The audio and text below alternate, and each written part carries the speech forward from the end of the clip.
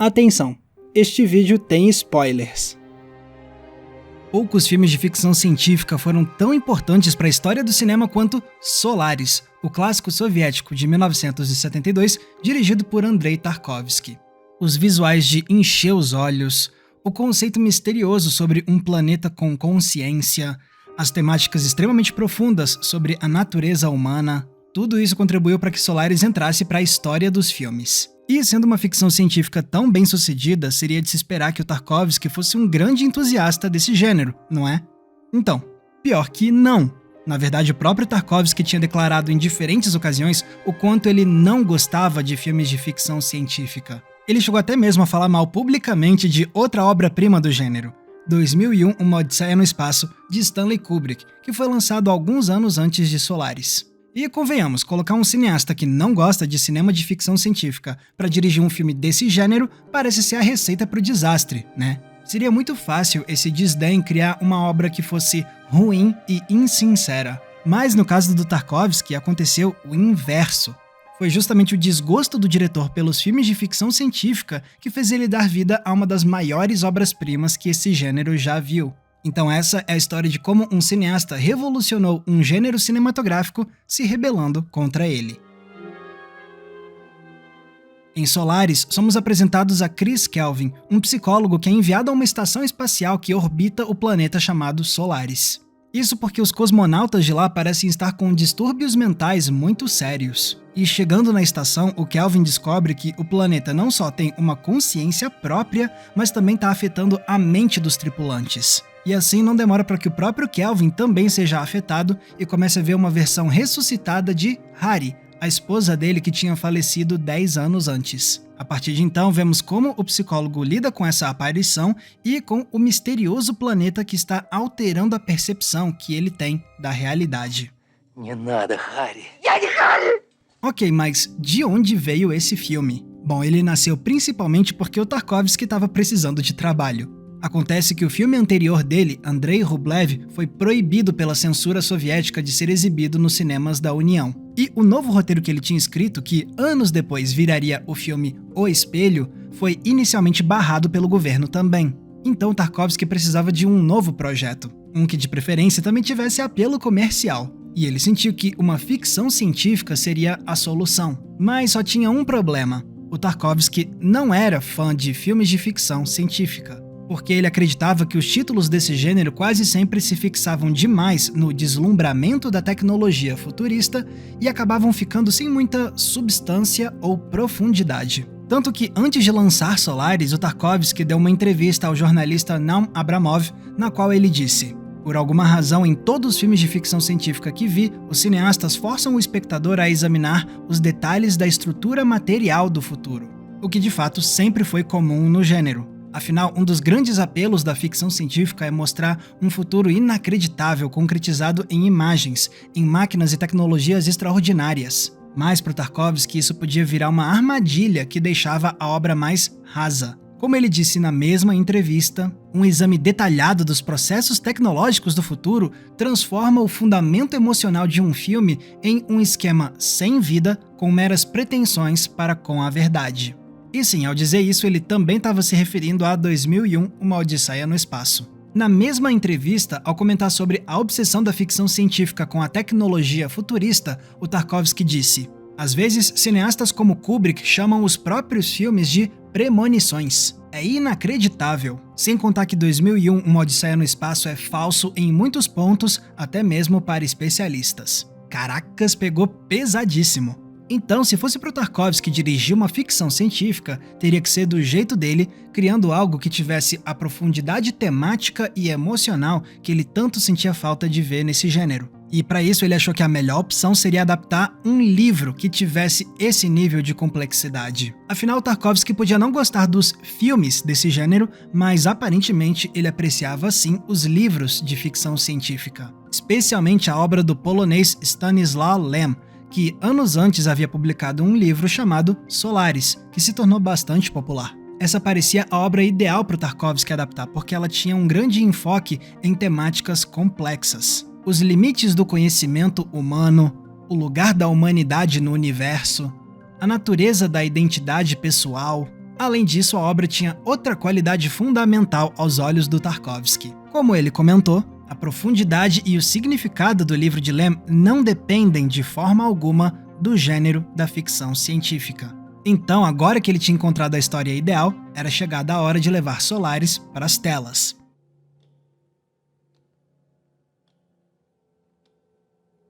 Se a gente olhar de perto, a gente vê como as escolhas do Tarkovsky subvertem tradições do cinema de ficção científica. Seria de se esperar, por exemplo, que o filme se focasse totalmente no espaço, até porque é assim no livro do Lem, que já começa com a viagem do Kelvin à estação espacial. Mas em vez disso, o Tarkovsky preferiu passar os primeiros 20 minutos do longa na Terra, com um prefácio que valoriza muito a natureza.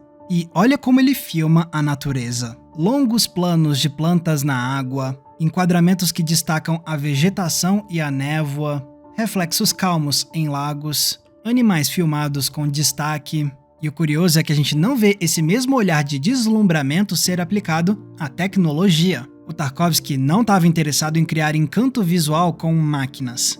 Tanto que a gente mal vê como funciona a tecnologia do futuro. As cidades não são utopias ultra avançadas, elas são basicamente a Tóquio dos anos 70. Os carros não são veículos exóticos, eles são só os carros que existiam naquela época mesmo. E a mesma lógica se aplica para quando a história vai para o espaço. Não tem ênfase na viagem para a estação, não tem planos detalhados sobre computadores ou robôs. Até mesmo a cenografia da estação espacial é diferente do que a gente espera. Ao invés de interiores impecáveis e limpinhos, a gente vê lugares destruídos. Ou então recintos decorados como se fossem uma casa na Terra, ao invés de uma sala ultra-tecnológica espacial. E se a gente esperava ver planos épicos de aventura no espaço com os cosmonautas saindo da estação explorando o desconhecido como a gente vê em 2001, a gente se surpreende. Porque a trama fica totalmente enclausurada na estação, com os personagens condenados a vagar por corredores vazios e a ficar enfornados em quartos. Интересно, как ты думаешь? Сноу, А ну вас всех. Tá, mas pelo menos o Tarkovsky usa um enclausuramento para explorar o mistério de Solaris, não é? Como o planeta consegue ter uma consciência própria? Por que o oceano de lá quer afetar a mente dos tripulantes? Será que existem outras formas de vida em Solaris? Só que até essas perguntas vão sendo deixadas de lado, o que também foi diferente do livro original, que dá muita atenção a esses mistérios. Só que, em vez disso, o Tarkovsky se focou mais no drama humano dos personagens. E é daí que vem a maior força do longa. Não é à toa que, há décadas, críticos e fãs destrincham as diversas leituras psicológicas e filosóficas de Solaris. Aqui tem muito pano pra manga. A gente vê, por exemplo, como o Kelvin é um homem atormentado pelo passado e como ele precisa confrontar os traumas quando vê uma versão da Hari surgir na frente dele. Mas ao invés dessa ser uma segunda chance para o relacionamento, ambos parecem fadados a cometer os mesmos erros do passado que tinham arruinado o amor deles. Já a Hari em si levanta uma série de questões sobre identidade. Afinal, ela surge como um ser vivo novo, sem memórias. Mas pouco a pouco ela vai relembrando o passado. Será então que isso é suficiente para que ela possa ser considerada um indivíduo? E caso sim, será que ela é a mesma Hari de 10 anos antes? Ou ela é uma pessoa essencialmente diferente? E se a existência dela na estação é moldada pela presença do Kelvin, o que isso quer dizer sobre a identidade dela? Será que essa Hari é ela mesma ou ela é a percepção que o Kelvin tinha da esposa? E isso abre todo um outro leque de indagações sobre o amor. Se a gente ama alguém, é porque amamos a pessoa pelo que ela é de verdade ou é porque amamos a versão que criamos dela na nossa mente? E se esse amor é tão importante, qual é o poder que ele tem sobre nós? Estamos dispostos a abrir mão de princípios importantes em nome desse amor? Devemos levar isso até as últimas consequências? Я не вернусь на землю. Мы будем жить с тобой здесь, на станции. Tá vendo então como funciona Solaris? De um lado você tem o fascínio da exploração científica do sci-fi e do outro você tem a introspecção do drama humano. Mas quem prevalece é o segundo, o que também acontece na própria trama do filme, porque os personagens de Solaris são obrigados a refletir sobre o conflito entre a exploração científica e a natureza humana. A gente já vê isso no começo da história, com os homens debatendo se vale a pena continuar as pesquisas em Solaris. Познание только тогда истинно, когда оно опирается на нравственность. Нравственной или безнравственной науку делает человек. E mais pra frente, quanto mais atormentados os cosmonautas ficam, mais eles refletem sobre o valor de desbravar o universo em nome do conhecimento. De que adianta expandir os horizontes da civilização quando os humanos ainda têm tanto para resolver na Terra entre si? A ambição pura pelo conhecimento deveria mesmo vir acima de considerações humanistas? Para Tarkovsky, a resposta parece ser não. Basta lembrar do discurso que o Snout faz no terceiro ato. Нам не нужно других миров. Нам нужно зеркало. E isso se aplica na escala individual também. O Kelvin claramente quer deixar o passado traumatizante para trás sem realmente se conciliar com ele. Ele deixa a Terra como quem foge do seu lado mais humano para se focar no seu trabalho científico. Mas chegando lá, ele é forçado a fazer o oposto. Deixar a ciência de lado para confrontar de uma vez por todas os fantasmas que o atormentam. Ele começa relutando, mas aos poucos ele se entrega cada vez mais a essas memórias. E depois de sofrer muito, ele decide finalmente se reconciliar de vez com o passado. Por isso, vemos ele voltar para casa na Terra, tendo fechado o capítulo com a Hari e se reconectando emocionalmente com o pai distante. Mas aí vem a reviravolta final. A câmera se afasta lentamente e revela que, na verdade, Kelvin ainda está em Solaris, agora preso numa ilusão maior.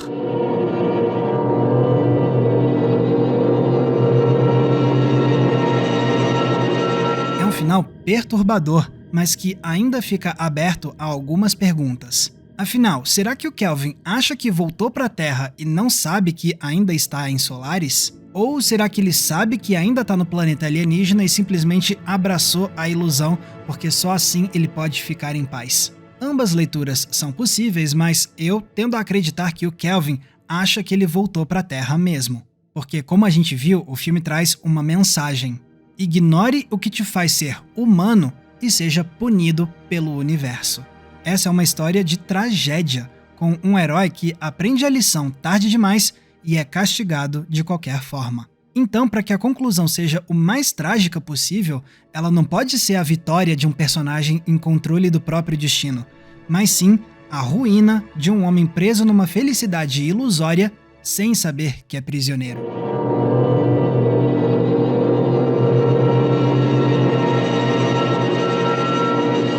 E numa camada mais metalinguística, isso parece ser também um manifesto do próprio Tarkovsky sobre o cinema de ficção científica.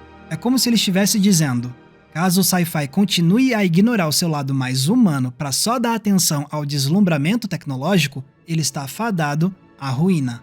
Do jeitinho que acontece com os personagens do longa. E para evitar esse fim trágico do cinema de ficção científica, só trazendo um filme mais focado no que existe de mais humano nesse gênero. No fim das contas, todas essas ideias vingaram. Afinal, Solaris estreou no Festival de Cannes e já levou o grande prêmio do júri. Na União Soviética, o filme foi um sucesso. E em pouco tempo, o longa já estava sendo celebrado como uma obra-prima por críticos e por outros cineastas. Aliás, sabe qual diretor declarou admirar Solaris e muito? Sim, o próprio Stanley Kubrick, mostrando que ele aparentemente não pegou raiva dos comentários que o Tarkovsky tinha feito sobre 2001. Claro, como nada pode ser unânime na arte, teve pessoas que não gostaram tanto assim do filme. Uma delas foi o Stanislaw Lem, que não gostou da adaptação do livro porque ele sentia que o Tarkovsky tinha se desviado demais da obra original. Mas talvez mais surpreendente seja descobrir que o próprio Tarkovsky não gostou tanto assim do próprio filme. Anos depois, no livro Esculpir o Tempo, o cineasta escreveu que Solaris foi um fracasso artístico. Adivinha por quê? Eu vou deixar ele explicar. Infelizmente, os elementos de ficção científica de Solaris foram, não obstante, proeminentes demais e viraram uma distração. Os foguetes e estações espaciais foram interessantes de construir, mas agora parece-me que a ideia do filme teria se destacado de forma mais viva e forte se tivéssemos dispensado todas essas coisas. Mas nesse quesito eu preciso discordar do Tarkovsky, porque Solaris não é um fracasso artístico de forma alguma.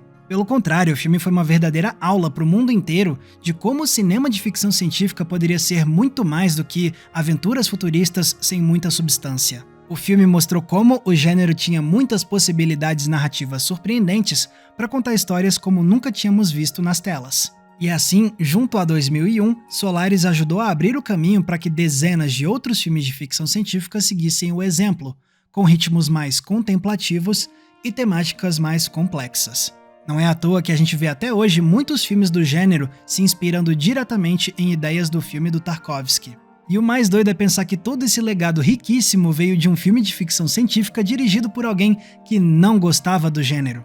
Mas fica evidente que foi essa posição crítica do Tarkovsky que fez ele trazer uma abordagem diferente. O cara se rebelou contra a ficção científica e, por conta disso, mudou o gênero para sempre. E o cinema agradece.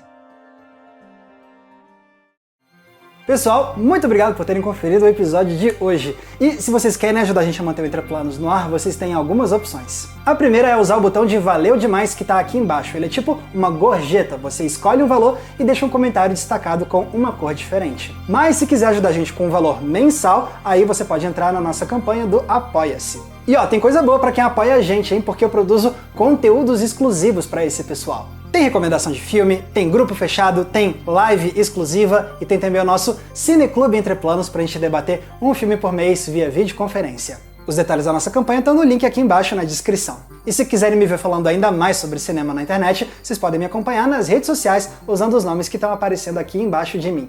Mais uma vez, muito obrigado pela audiência, um abraço e até a próxima sessão.